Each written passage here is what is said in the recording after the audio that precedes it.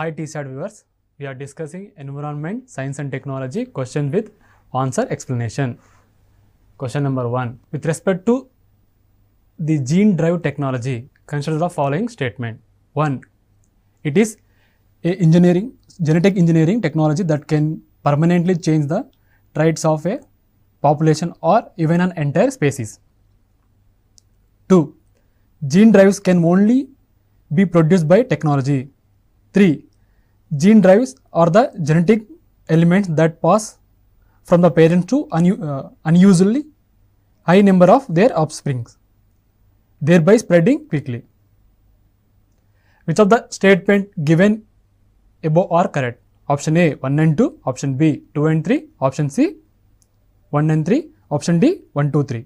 So, ichina question then related ante the given question is gene drive technology related. So, gene drive technology is futurist technology. So, statement 1 is genetic engineering technology that can permanently change the traits of a population or even an entire space. So, traits of population కాకుండా entire spaces ఏమో change చేస్తుంది అనమాట. So ఇది chances ఉంది. స్టేట్మెంట్లో ఎప్పుడైనా కొన్ని can, maybe, ideal so ఇలాంటి కొన్ని వస్తే స్టేట్మెంట్లో మోస్ట్లీ కరెక్ట్ అవుతాయి అన్నమాట. సో ఛాన్సెస్ ఉంది ఫర్దర్గా ఈ టెక్నాలజీ వల్ల అవ్వబోతుంది ఫ్యూచరిస్ట్. సో ఇక్కడ ఏంటంటే traits of a population and even an entire species permanently change అవుతుంది through genetic engineering technology. So option 1 is correct. Gene drives can only be produced by technology. ఇక్కడ only option ఉంది. కొన్ని ఏంటంటే not, only, correct, ఇవి చాలా బాగా చూసుకోవాలన్నమాట. So ఇవి మోస్ట్లీ ఏంటంటే రాంగ్ అయ్యే chances. So gene drives can only be produce by technology దాని త్రూ. సో టెక్నాలజీ దాని కాకుండా వేరే దాని ఉంటుంది అనమాట. So option 2 is wrong. Gene drives are the genetic element that pass from the parents to usually high number of offspring, thereby spreading quickly. So ఇది correct. So ఆప్షన్లో చూసే మనం 2 ఎలిమినేట్ చేస్తే option C is the correct answer. So దీని మన explanation చూస్తే, in a breakthrough in the global fight for malaria, scientists have wiped out an entire population of malaria carrying mosquitoes in lab condition using CRISPR-Cas gene drive technology. ఏ దీని throw అంటే CRISPR gene technology through for elimination malaria. Gene drive technology అంటే ఇది ఒకటి is a genetic engineering technology that can permanently change the trait of population even entire species. Gene drives occur naturally but can also be engineered. ఇందాక question ఏమి ఇచ్చారంటే only gene drives technology only engineering technology అని అన్నారు ఇచ్చారు, but ఇక్కడ naturally కూడా ఉందన్నమాట. So gene drive are genetic element that pass from parents to unusually high number of their offspring, thereby spreading quickగా చేస్తుంది అనమాట ఇది. So gene drive technology basically ఏంటంటే design for to introduce a genetic tweak in the population of species by altering the rules of inheritance from the parents to the offspring. దేనికోసం అంటే ఇది genetic tweak in the population of species by altering the rules of inheritance from the parents to offspring. Firstly ఏంటంటే ఈ CRISPR-Cas gene అనే ఈ CRISPR gene technology ద్వారా ఏంటంటే editing tool a gene called 𝗹𝗶𝗁 in female mosquito is disturbed. So ఫస్ట్గా ఏంటంటే ఈ CRISPR gene editing tool ఏంటంటే జీన్ కాల్డ్ ఏంటంటే 𝗹𝗁 in female mosquitoes is disturbed, కంప్లీట్గా డిస్టర్బ్ చేశారు. సో ఈ జెనెటిక్ వీక్ ఆఫ్ 𝗹𝗁 జీన్ ఏంటంటే ఫాలోస్ ఏంటంటే జీన్ డ్రైవ్ ఇన్హెరిటెన్స్ ఫాలో అవుతుంది అనమాట. So gene drives inheritance makes ఏంటంటే female mosquito inherit in 2 copies so of the disrupted gene. When female mosquito inherit 2 copies of disrupted gene, they develop like males అయిపోతుంది అనమాట. ఈ 2 copies ఉందిగా male లాగా convert అయ్యి and unable to bite or lay eggs. So ఇది మామూలుగా byte చేయదు or egg కూడా ఏది ఉండదు అనమాట ఈ టెక్నాలజీ ద్వారా. Second question, with respect to Nirbhay consider the following statement. 1. It is the first indigenously developed long-range crucial missile flying at low altitude. 2. It is a 3-stage solid fuel missile. 3. It is a long-range subsonic crucial missile. Which of the statement given above is correct? Option A 1 only, option B 1 and 2, option C 2 and 3, option D 1 and 3. So the given question is 𝗧𝗧. The first one is, it is the first indigenously developed long range cruise missile flying at low altitude. ఇలాంటి first second largest ఇలాంటి కొన్ని ఏంటంటే రేర్గా correct ఇచ్చే chances ఉంటుంది అన్నమాట. So మనకు 𝗧𝗧 దీని గురించి ఈ మిసైల్ గురించి తెలుస్తుంటే so this is the correct answer. ఇది ఫస్ట్ ఇండిజినస్లో డెవలప్ చేశారు long range cruise missile flying at low altitude. అంటే మామూలుగా 10 మీటర్స్ అయినా ఇప్పుడు ట్రీ ఎంత హైట్ ఉంది కదా ఆ లెవెల్లో కూడా దీన్ని ఫ్లై చేయవచ్చు అనమాట. ట్రీ ఎంత height 10 metres or 5 metres. It is a 3 stage solid fuel missile. మామూలుగా 2 స్టేజ్ ఆర్ 4 స్టేజ్ ఎక్కువ మోస్ట్లీ ఉంటుంది, బట్ 3 స్టేజ్ అన్నారు కాబట్టి ఇది ఛాన్సెస్ లేదు. So option 2 is wrong. Option 2 తీసే మనకు 1 ఓన్లీ ఉంది, 1 and 3 ఉంది. It is a long range subsonic missile. Present ఏమో మనం మోస్ట్లీ ఏంటంటే సబ్సోనిక్ మిసైల్ క్రూజ్ మిసైల్ ఏమో ఎక్కువ ఉందన్నమాట. ఎందుకంటే అల్టిమేట్ టెక్నాలజీ అంతా అప్డేట్ అవుతుంది కాబట్టి ప్రజెంట్ ట్రెండ్ అయితే ఇది ఉంది, హైపర్సోనిక్ లాంటివి ఉన్నాయి కాబట్టి సో ఛాన్సెస్ ఉంది. So 1 and 3 is the correct option. So explanation చూస్తే ద క్యారెక్టరిస్టిక్స్ ఆఫ్ 𝗧𝗧 ఏంటంటే long range subsonic cruise missile. First indigenously developed long range cruise missile flying at low altitude. So it will arm the army, navy and air force. So మన armed force ఉంది కదా, armed forces army, navy and air force. So దానికి ఇది ఒక arm లాగా ఉంటుంది అనమాట. Speed ఏంటంటే సబ్సోనిక్ స్పీడ్ ఏంటంటే 0.7 మ్యాక్ అంటే స్పీడ్ ఆఫ్ సౌండ్. దీని రేంజ్ ఏంటంటే long range of 700 to 1000 kilometres ఉంటుంది దీనికి రేంజ్. 𝗧𝗧 యొక్క క్యారెక్టరిస్టిక్స్ ఇవి. ఇది ఒక ఫస్ట్ ఇండిజినియస్గా డెవలప్ చేశారనమాట long range cruise missile flying at low altitude. Can fly at 3 top altitude as low as 10 meters. Now tested recently ఏంటంటే 5 meters టెస్ట్ చేశారనమాట. Capable of delivering nuclear warheads of 200 నుంచి 300 kgs అనమాట. దీని ఒక capable of delivering of nuclear war heads. 2 stage of solid fuel cruise missile. ఇదంతా 2 stage ఒకటి. దీని ఒక వార్ హెడ్స్ ఏమో 200 నుంచి 300 kg. దీని ఒక రిజల్ట్ ఏంటంటే it has terrain hugging capability and sea skimming capability and thus go undetected by the enemy radar. So enemy యొక్క రైడార్స్ ఏంటంటే ఇప్పుడు వేరే కంట్రీస్ ఎనిమీ ఉండగా ఆ ఎనిమీ యొక్క దీని ఒక ఈ 𝗧𝗧 క్రూజ్ మిసైల్ దానికి ఏంటంటే ఈ రేడార్స్ ఏమో డిటెక్ట్ చేయలేవు అనమాట. So undetected by enemy radars. Third question, with respect to comprehensive nuclear test ban treaty CTBT, consider the following statement. 1. It prohibits all form of nuclear tests in space, water and underground. 2. India has signed the treaty as it talks about nuclear disarmament. 3. China, Iran and the USA have signed but not ratified. Which of the statement is given above is correct? Option A 2 only, option B 1 and 2, option C 2 and 3, option D 1 and 3. The given question related to Comprehensive Nuclear Test Ban Treaty CTBT. So this is related to Comprehensive Nuclear Test Ban Treaty. Statement 2 to say India has signed the treaty as it talks about nuclear disarmament. India sign ముందుండే యాక్చువల్గా కొన్ని ఏంటంటే sign చేశారు, binding, non binding, voluntarily, intergovernmental, international ఇలాంటివి కొంచెం ఇచ్చే chances చాలా తక్కువ. మనకు క్లియర్ కట్ తెలియకపోతే మోస్ట్లీ రాంగ్ ఉంటాయి స్టేట్మెంట్స్ ఇవి. సో 2 తీసిన మనకు ఎలిమెంట్ చేస్తే option D is correct. So it prohibits all form of nuclear test in space, water and underground. So ఇది కరెక్ట్. ఇది China, Iran and USA has sign but not ratified. Sign చేశారు కానీ ఇంకా రాటిఫైడ్లో లేదనమాట. So option D is correct. So దీని యొక్క explanation చూద్దాం. Comprehensive nuclear test ban treaty దీన్ని ఎప్పుడు అడాప్ట్ చేశారంటే 1996లో UNGA, United Nation General Assembly. ఇది ఇదేం చేస్తుందంటే it prohibits all form of nuclear test in space, underwater and underground. So all form of, not only ఇది all form of space ఒకటి, water ఒకటి, underground అనుకుంటేగా nuclear టెస్ట్ని prohibit చేస్తాను అనమాట. India not sign the treaty as it does not talk about nuclear disarmament. So India ఏమో sign చేయలేదు and nuclear disarmament గురించి కూడా మాట్లాడలేదు అనమాట. Does not talk. So for it has signed by 184 states అనమాట. అంటే 184 స్టేట్స్ ఆఫ్ అంటే యుఎన్జిఓలో 184 states అంటే కంట్రీస్ ఏమో దీంట్లో సైన్ చేశారు.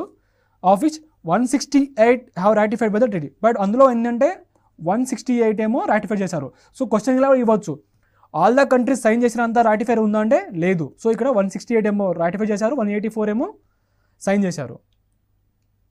However the treaty has not come into force yet, as many countries that possess nuclear technology have not yet signed or ratified. సో ఈ treaty ఏంటంటే ఇంకా రాలేదన్నమాట ఫోర్స్. సో మెనీ కంట్రీస్ ఏంటంటే దట్ పోసెస్ విత్ కొన్ని countries ఏమో nuclear technology ఉంది and కొన్ని కంట్రీస్ ఏమో సైన్ చేయలేదు, కొన్ని ఏమో రాటిఫై చేయలేదు అనమాట. So those that have sign చేశారు బట్ నాట్ రాటిఫైడ్. అందులో ఏంటంటే చైనా ఒకటి, ఈజిప్ట్ ఒకటి, ఇరాన్ ఒకటి, Israel, USA. So China, Egypt, Iran, Israel, USA ఏమో సైన్ చేశారు but not ratified. Those that have not sign అంటే India, Pakistan, north Korea. India, Pakistan, north Korea. So question ఇలా రావచ్చు, which of the countries not ratified అని రాయవచ్చు. So China, Egypt, Iran, Israel, USA, India, Pakistan, north Korea. So India, Pakistan, North Korea not signed and not ratified. So very important. CT, BT. Next question, fourth question. Consider the following statement. 1. Kundankulam plant in Tamil Nadu uses a pressurized water reactor. 2. Heavy water reactor use deuterium as both moderator and coolant. 3.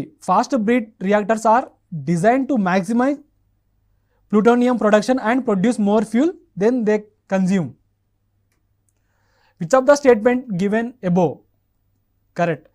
Option A 1, 2 and 3, option B 1 and 3, option C 2 only, option D 1, 2, 3. So the given question related to pressurized water reactor, heavy water reactor, fast breed reactor. So Kudankulam plant in Tamil Nadu అనేది ఇది ఉందన్నమాట. So the first option is correct. Heavy water reactor use deuterium and both moderator కోసం nuclear. సో మనం ఇది explanation తర్వాత చూస్తే heavy water వల్ల ఏంటంటే ఇది డ్యూటేరియం అండ్ బోత్ మోడరేటర్ కోసం అని కులాన్ కోసం యూజ్ అవుతుంది. సో ఇది కరెక్టే.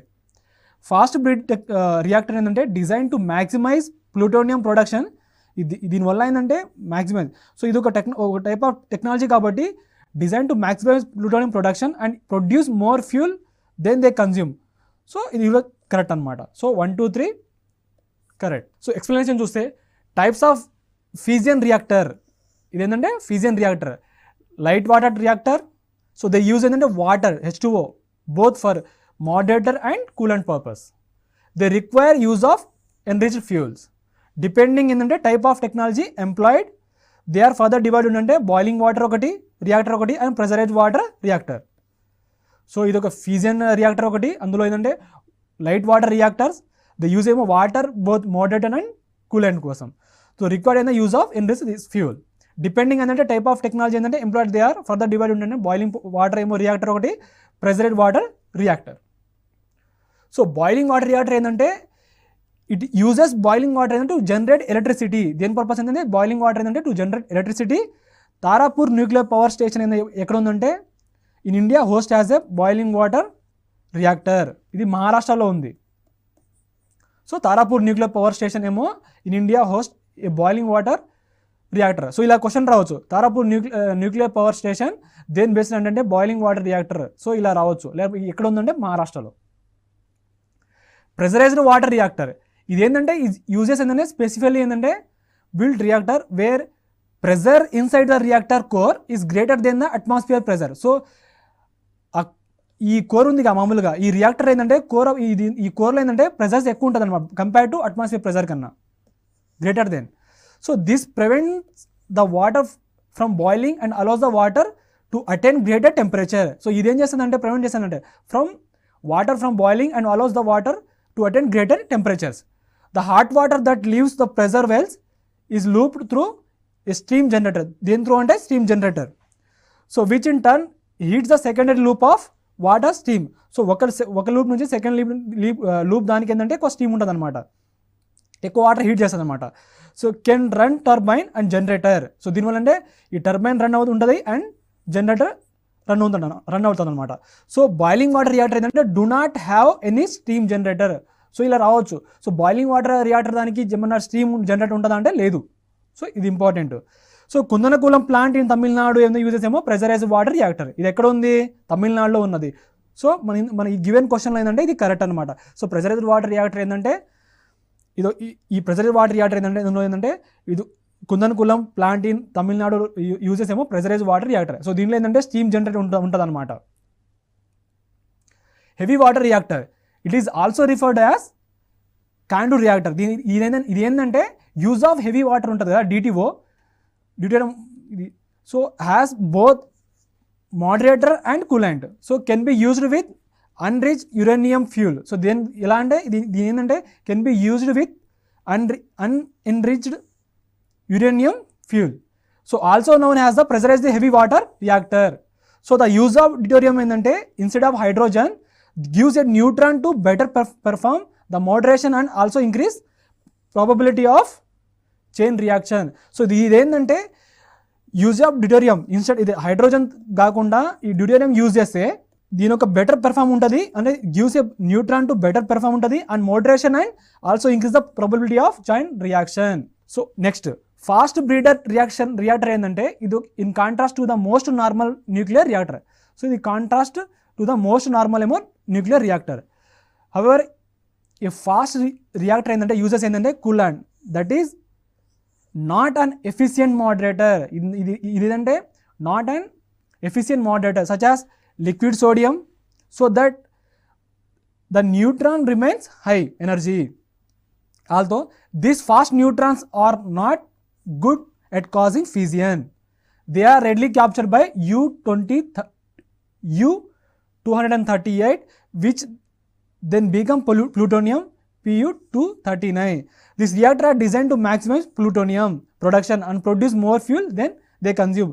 సో ఈ uranium-238 ఏంటంటే ఈజీగా రెడీగా క్యాప్చర్ అవుతుంది అనమాట. అండ్ దెన్ విచ్ బికమ్ దేనికంటే plutonium-238 అవుతుంది అనమాట. సో ఇదేంటంటే మ్యాక్సిమం ప్లూటోనియం ప్రొడక్షన్ ఉంటుంది and produce more fuel than they consume breed. So plutonium-238 ఏంటంటే ఇది యూ అంటే uranium-238. So plutonium-239 is a form every reactor and also fission as a reactor operate. Fifth question, with respect to the sunrise mission consider the following statement. 1. It is a joint program of Indian Space Research Organization ISRO and the Japan Aerospace Exploration Agency JAXA. Second, it will look into how the sun generate and release the gained weather storms known as the solar particle storms into the space. Which of the statement given above is are correct? Option A 1 only, option B 2 only, option C both 1 and 2, option D neither 1 nor 2. The given question related to sunrise mission. So మన ఇస్రో గురించి ఇచ్చారు Indian. So joint programme of ISRO and JAXA. So మనం JAXA నుంచి ఉందంటే ఒకటి sunrise mission అయితే లేదు, unmanned related ఏమైనా స్పేస్ మిషన్ త్రో ఉంది, కానీ దీంట్లో అయితే జాక్సాతో అయితే మన జపాన్తో అయితే లేదనమాట, Japan aerospace exploration agency. So ఇది కాదు. సన్ రైజ్ మిషన్ ఏంటంటే ఇది యూఎస్ వాళ్ళది, నాసాది. అట్లీస్ట్ మనం సన్ రైజ్ మిషన్ నాసా తెలుసుంటే, నాసా కింద ఇవి మిషన్ ఉందంటే అట్లీస్ట్ మనం ఇది ఎలిమినేట్ చేయవచ్చు. It will look into how the sun generates. Sun generate అవుతుంటుందా, sun generates and release a gained weather storms. So దీనివల్ల gained weather storms known as solar particle storm అంటారు దీన్ని. దీని ఏమంటుంటే solar particle storm into the space. ఇక్కడ మనం క్వశ్చన్లో కూడా సన్ రైజ్ ఇవ్వచ్చు. సో ఈ సన్ రైజ్ ఏంటంటే రిలేటెడ్ ఇది కాబట్టి స్టేట్మెంట్ కరెక్టే ఉంది. సో కొన్ని ఏంటంటే ఇచ్చిన క్వశ్చన్లో ఏంటంటే డైరెక్ట్గా మనం స్టేట్మెంట్లో కూడా దానికి రిలేటెడ్ ఉంటుంది అనమాట. సో ఇక్కడ చూడు సన్ రైజ్ మిషన్ ఇచ్చిన క్వశ్చన్ ఏంటంటే it will look into how the sun generates and release the gained weather storms known as the solar particle storm into the space. ఇది second one is correct. So ఇది option A option D eliminate చేస్తే ఇది elements, option B is correct answer. Explanation చూస్తే NASA announce new sunrise అంటే the sun radio interferometer space experiment mission to study gained solar particle storms it will look into how the sun generates and release the gained weather storms. So ఇది ఏం చేసి చూస్తుందంటే sun ఎలా generate అవుతుంది, ఎలా release చేస్తుంది gain weather storms, also known solar particle storm అంటుంది. Solar particle storms అని ఇస్తే మనకు డైరెక్ట్ క్వశ్చన్, ఇది ఒక సన్ రైజ్ అంటే sun radio interferometer space experiment. ఇది దేని రిలేటెడ్ అంటే నాసా. సో ఇలా అయినా క్వశ్చన్ రావచ్చు, ఈ రీసెంట్ కరెంట్ అఫైర్ కాబట్టి. Into the space, the mission will help understand how such storms affect interplanetary space, can help protect and spacecraft and astronaut. So ఈ machine ఏం హెల్ప్ చేస్తుంది అంటే to understand how such Storm effect. ఇప్పుడు ఈ Storm effect ఉంది కదా, solar particle storms into the space, ఈ interplanetary space and ఇప్పుడు మామూలుగా మన స్పేస్ క్రాఫ్ట్ అండ్ ఆస్ట్రోనాట్ పంపిస్తాం కదా, సో దానికి ఎలా ప్రొటెక్ట్ చేస్తాం దానికి ఈ మిషన్ అనేది హెల్ప్ఫుల్ అవుతుంది అనమాట. 6th question, with respect to Mumbai Climate Action Plan, consider the following statement. 1. It has set short, medium and long term climate goals aimed towards zero emission of greenhouse gas or a net zero target for 2050. It is prepared by the BMC, Brihan Mumbai Municipal Corporation, with technical support from United Nations Environment Assembly. Which of the statement given above is are correct? Option A 1 only, option B 2 only, option C both 1 and 2, option D neither 1 nor 2. So the given question related to Mumbai Climate Action Plan. ఎందుకు Mumbai climate action plan ఏంటంటే Mumbai the worst pollute city అనమాట, ఎక్కువ pollution ఉన్న city Mumbai. So దాన్ని తగ్గించడానికి కోసం short ఒకటి, medium and long term ఏంటంటే క్లైమేట్ గోల్స్. దీని ఒక ఏమైందంటే zero emission of green house gas and net zero target for 2050. Very very important ఇది. So option 1 is correct. It is prepared by BMC. So BMC is the municipal corporation కదా, so ఈ chance ఉంది. With technical ఏమో support from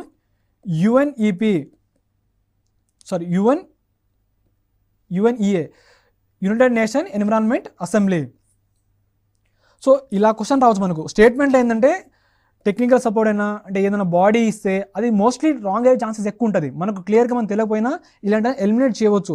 so ఇక్కడ technical support from యుఎన్ఈఏ అంటే ఇది కాదు. So option 1 correct, 2 ఇది ఎలిమినేట్ చేస్తే, సి ఎలిమినేట్ చేస్తే, డి ఎలిమినేట్ చేస్తే option A is correct.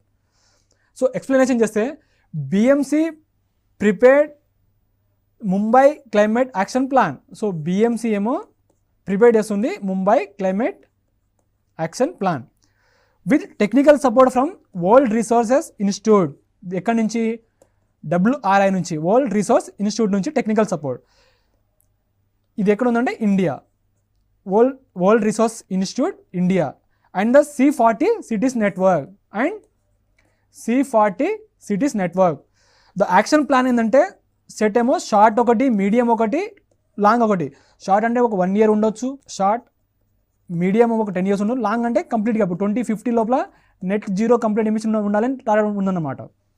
So term climate goals aim towards zero emission of green house gas and net zero target for 2050. Very very important.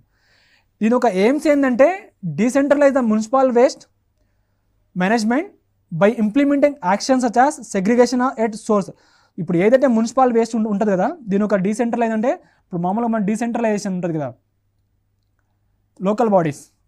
So municipality అక్కడ ఏంటంటే ఎక్కడైతే source of segregation ఉంటుందో అంటే మామూలు municipal waste ఉందో అక్కడనే at source and organic waste composting. దీన్ని ఏం చేస్తారంటే రెడ్యూస్ 4R అప్రోచ్. రెడ్యూస్ చేస్తారు, reuse, recover, recycle and also call for the treatment of the waste water. It focuses on increasing vegetation cover to minimise rise in temperature. So ఎక్కువ vegetation ఉంటే temperature అనేది తగ్గుద్ది. So ఎక్కువ trees plant growth అవుతుంటే మనకు ultimate ఏంటంటే temperature minimise అవుతుంది. So reduce the effect of heat waves. So ఈ వెజిటేషన్ వల్ల ఏంటంటే మనకు హీట్ వేవ్స్ రిడ్యూస్ అవుతుంది.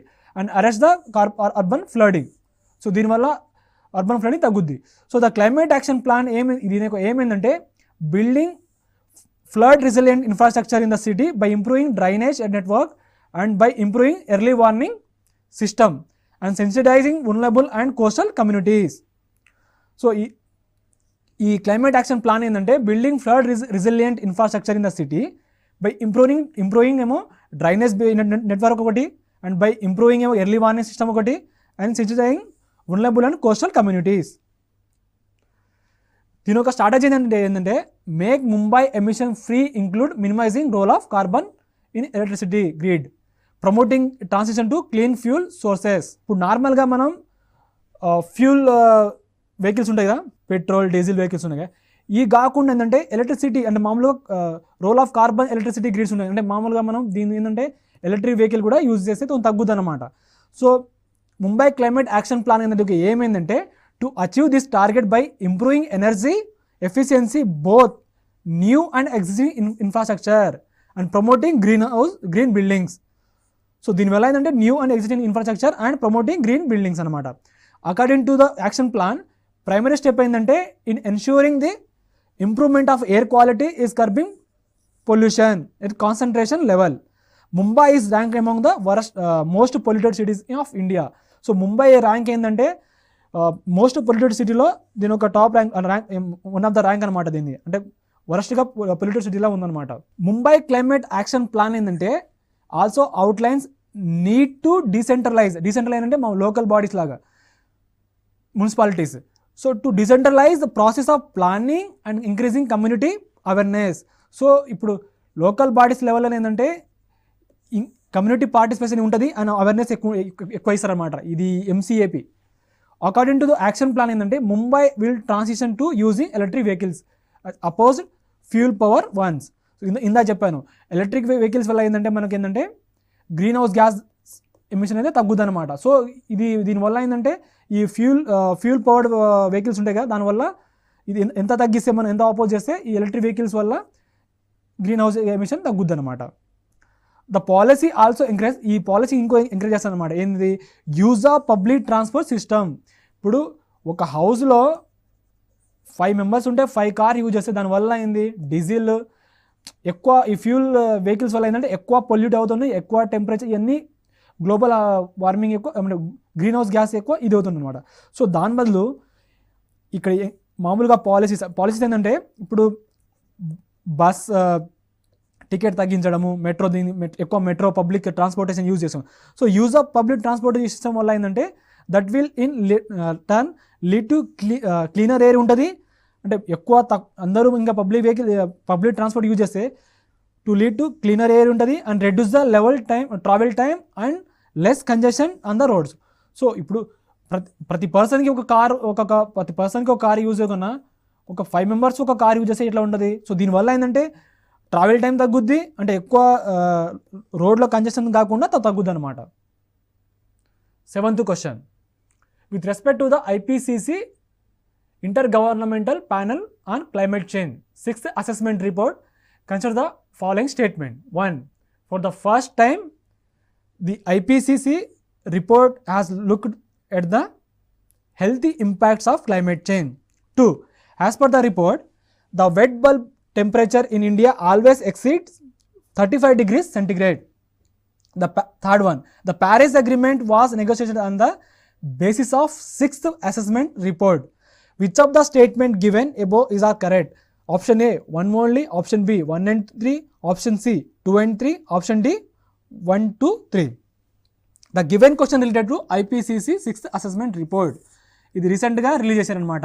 IPCC ఏంటంటే inter governmental panel on climate change. First time IPCC report on health impact of climate change. So present already కోవిడ్లో ఉంది and vector born disease ఎక్కువ ఉన్నాయి కాబట్టి ఛాన్సెస్ ఉండొచ్చు. ఇది as per the report the wet bulb temperature in India always, ఇలా extreme statement ఉంటే mostly correct wrong ఉంటుంది. So always exceed 35 degrees centigrade. So నార్మల్గా వెట్ బల్బ్ డిగ్రీస్ ఏంటంటే ఎయిర్ విత్ మామూలుగా temperature with humidity. So 35 degrees అనేది చాలా ఎక్కువ ఉంది. సో ఇది ఆప్షన్ 2 ఇస్ రాంగ్. సో మనం 2 ఎలిమినేట్ చేస్తే మనకు 1 ఓన్లీ 1 and 3 ఉంది. Paris agreement was negotiated on the basis of 6th assessment report. ఇది మొన్న రీసెంట్గా ప్యారిస్ అగ్రిమెంట్ ఎప్పుడో అయింది కాబట్టి దాని negotiation on the basis of ఏంటంటే 6th కాదు, ఇది already 5th assessment report. So option 3 also wrong. So option A is correct. Explanation, the IPCC, the intergovernmental panel on climate change 6th assessment report the first time ఏంటంటే made an assessment of regional and sectoral impacts of climate change. Regional ఒకటి and sectoral impacts of climate change. It has included risk to and vulnerabilities of mega cities around the world. So ఏదైతే vulnerable ఎక్కువ risk ఉందో దానికి related అనమాట. Also first time ఏంటంటే IPCC reports has looked at the health impact of climate change.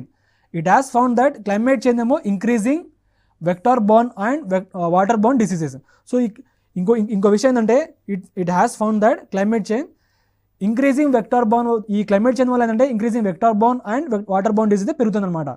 అందులో ఒకటి malaria, ఒకటి dengue, particularly ఏంటంటే in the sub tropical region of Asia. Very very important ఏంటంటే ఫస్ట్ టైం ఏమో IPCC 6th అసెస్మెంట్ ఏంటంటే regional and sectoral impact of climate change first time mention చేసింది అనమాట, made అని ఒక అసెస్మెంట్. అని కూడా ఫస్ట్ టైం ఏంటంటే health impact of climate change, అదేంటంటే క్లైమేట్ చేంజ్ ఏంటంటే is increasing vector borne and water borne diseases.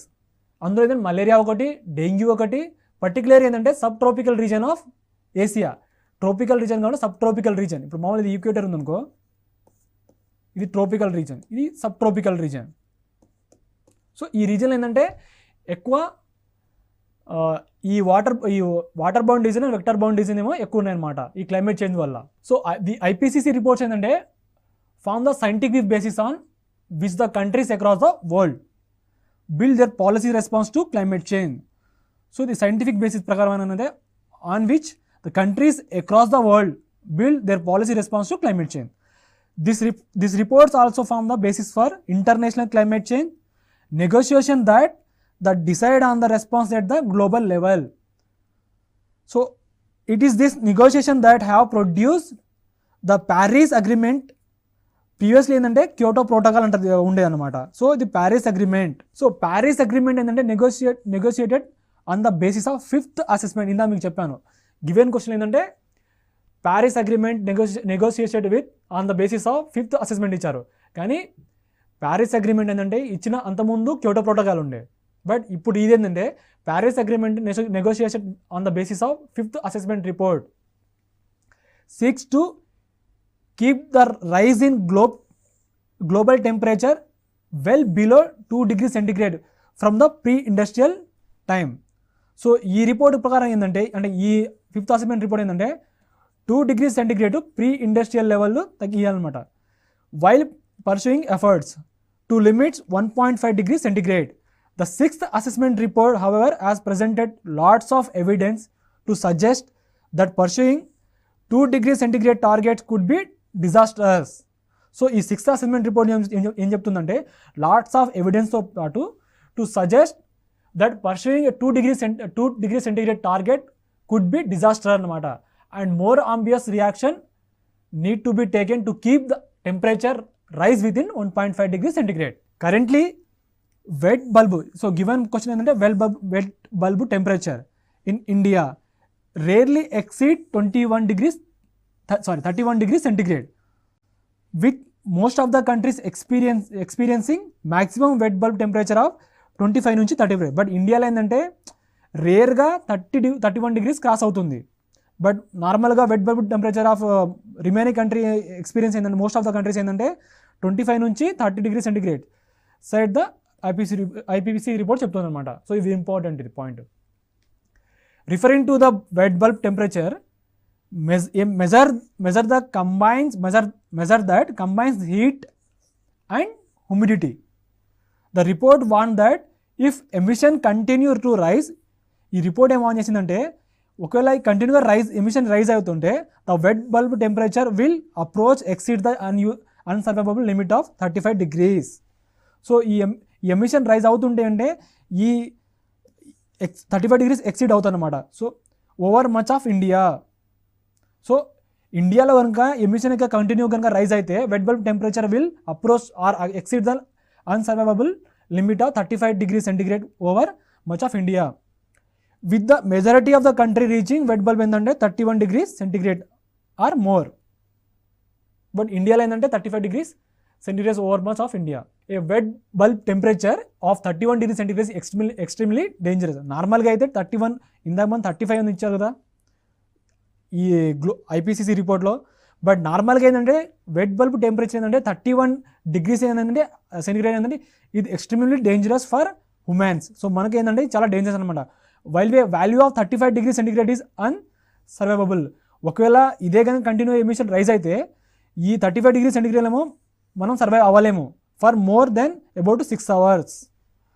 Even for fit and healthy adults resting in the shade. 8th question. Consider the following pairs. 1 అందులో ఏంటంటే protected area and wildlife sanctuaries location.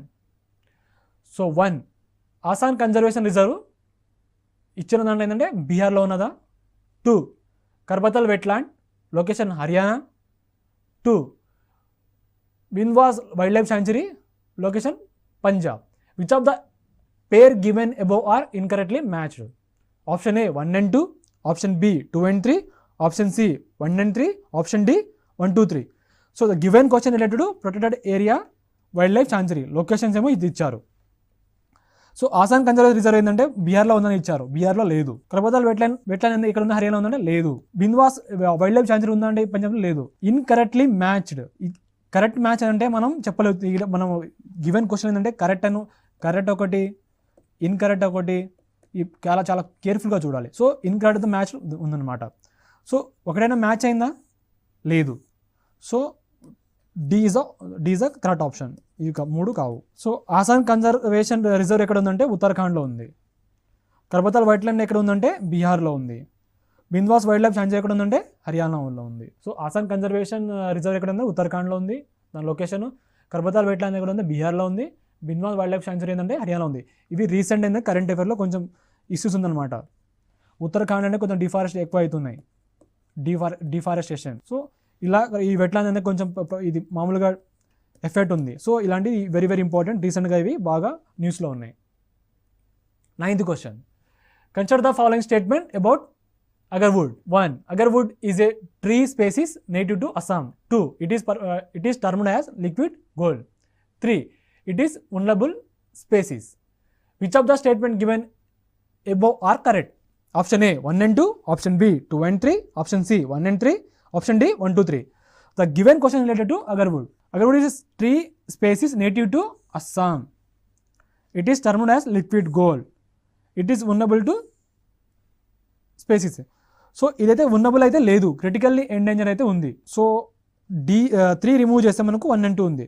So ఇదైతే native to అస్సాంలో అయితే ఉంది మనం agarwood అయితే. దీన్ని మనం లిక్విడ్ గోల్డ్ అందాం. ఇది వెరీ వెరీ ఇంపార్టెంట్, రీసెంట్గా న్యూస్లో ఉందన్నమాట ఇది. సో ఎక్స్ప్లెనేషన్ చూస్తే ఏ tree species native to Assam, parts of north east India. దీని ఏమంటారంటే గారోవుడ్ అండ్ అలైవుడ్ అంటారు దీన్ని. సో దీనికి దేనిలో యూజ్ చేస్తారంటే aromatic, medicinal and religious purpose use చేస్తారనమాట. సో దీన్ని నార్మల్ ఏమంటారంటే కాజీ అంటారన్నమాట దీన్ని in Assamese. And is most famed for it utility in making expensive perfume. So నార్మల్గా ఇది అరోమాటిక్ అని యూజ్ చేస్తారు, మెడిసినల్ యూజ్ చేస్తారు అండ్ రిలీజియస్ పర్పస్ యూజ్ చేస్తారు. అండ్ ఇదేంటంటే ఇది మనం పెర్ఫ్యూమ్ యూజ్ చేయడానికి మోస్ట్ ఎక్స్పెన్సివ్ అనమాట. అస్సామీస్లో ఏమో దీన్ని ఏమంటారు అంటే కాశీ అంటారన్నమాట. The native to Assam and part of north east. అస్సాంలో కాకుండా north east, part of north east. Often termed as liquid gold. దీని ఏమంటారు liquid gold. So direct question రావచ్చు, లిక్విడ్ గోల్డ్ ఏంటంటే అగర్వుడ్ అంటారు దీన్ని. Due to it's high demand in Arab countries. ఎక్కువ perfume ఎక్కువ యూజ్ చేస్తారు కదా, సో దానివల్ల వెరీ ఎక్స్పెన్సివ్ కదా. సో ఇది ఎక్కువ అరబ్ కంట్రీస్లో ఎక్కువ యూజ్ ఉంటుందన్నమాట. So only infected agarwood trees ఉంటాయి కదా, either by fungal infection or by the borer insect produces dark resin as a defense mechanism that makes the aromatic oil. So దీనివల్ల aromatic oil ఉంటుంది అన్నమాట. సో ఐయుసిఎన్ స్టేటస్ ఏంటంటే critically endanger. నేను చెప్పాను ఇందాక కొన్ని ఏంటంటే మనకు vulnerable ఇవి కొన్ని ఇచ్చినప్పుడు మనం దీన్ని ఇలాంటిది ఎలిమినేట్ చేస్తే కొంచెమైనా మన రిమైనింగ్ మన ఈజీగా క్వశ్చన్ ఆన్సర్ వస్తుంది అనమాట. సో ఇది వెరీ ఇంపార్టెంట్ అండి. ఇది ఒక లిక్విడ్ గోల్డ్, ఇది హై డిమాండ్ ఇన్ అరబ్ కంట్రీస్లో ఉంటుంది. అండ్ దీని ఏమైనా కాజీ అని అంటారు అస్సామీస్లో. అండ్ ఇది ఒక అరోమాటిక్ మెడిసిన్ అంటే రిలీజియస్ పర్పస్ యూజ్ చేస్తారు. సో ఇది అస్సాం కాకుండా పార్ట్స్ ఆఫ్ నార్త్ ఈస్ట్లో కూడా ఉంటుంది అనమాట. దీన్ని also known as agarwood and also ఐవుడ్ అంటారు అనమాట. 10th question. Consider the following pair. Serial number 1 reports and organization. So financing for sustainable development report, united nation. 2 peoples climate vote, UNEP united national environment programme. 3 environmental rule of law, UNDP, United Nations Development Program. So which of the pairs given above is are correctly matched? Option A 1 only, option B 2 and 3, option C 1 and 3, option D 1 2 3. So report then దాని ఒక organisation. So UNEP, UNDP. Financing sustainable development report. Financing ఏమో sustainable development. నార్మల్గా ఏంది మనం ఒకటి united national అంటే ultimate అని sustainable development కోసం ఉంటుంది. సో మోస్ట్లీ కాబట్టి మనం ఈజీగా ఇది పెట్టవచ్చు. పీపుల్స్ క్లైమేట్ వర్డ్ ఇదైతే కాదు, UNEP కాదు. ఎన్విరాన్మెంటల్ రూల్ ఆఫ్ లా ఇది కూడా కాదు. సో ఇక్కడ పేర్ కరెక్ట్ ఉందన్న, సో పేర్ కరెక్ట్, ఇది కాదు, ఇది కాదు. So option 1 is correct. So ఇది రీసెంట్గా ఏంటంటే ఈ రిపోర్ట్స్, సో ఇలా డైరెక్ట్గా మనకు రేపు ఎగ్జామ్లో రావచ్చు ఏ రిపోర్ట్స్ ఏ ఆర్గనైజేషన్ ఉందన్నమాట. So financing for sustainable development report ఏంటంటే by united nation. 2 peoples climate vote by ఏంటంటే UNDP, united national development programme. And environmental rule of law by united national environment programme. ఇప్పుడు ఇక్కడ ఎన్విరాన్మెంటల్ ఉందనుకో, mostly environment programme అంటే UNEP ఉంటాయి అనమాట. So ఇలా కొంచెం మనం ఎలిమినేట్ చేయవచ్చు. సస్టైనబుల్ డెవలప్మెంట్ ఉందిగా, సో మోస్ట్లీ ఏంది UN ఎక్కువ, అంటే మామూలు SDG అయినా కొంచెం ఉంటాయి కదా. సో ఇలాంటి గోల్, లాంగ్ టర్మ్ గోల్ కొంచెం ఎక్కువ డెవలప్మెంట్ కావాల్సింది UN ఉంటుంది. సో ఇలాంటివి. People's climate word by people's అంటే మామూలుగా మనం UNDP ఏంటంటే మామూలుగా మనం పీపుల్స్ పార్టిసిపేషన్ ఎక్కువ ఉంటుంది కదా, సో దాని రిలేటెడ్ అనమాట. సో ఇలా మనం ట్రిక్స్తో ఇలా కొంచెం ఎలిమినేట్ చేయవచ్చు. సో ఇవి వెరీ ఇంపార్టెంట్. రీసెంట్గా ఈ రిపోర్ట్స్ అండ్ ఆర్గనైజేషన్ ఉందన్నమాట. So financing for sustainable development report ఏమో by UN, peoples climate word by united national development programme, environmental rule of law by UNEP. ఈ సెషన్లో మనం 10 క్వశ్చన్ నేర్చుకున్నాం. నెక్స్ట్ సెషన్లో డిఫరెంట్ క్వశ్చన్తో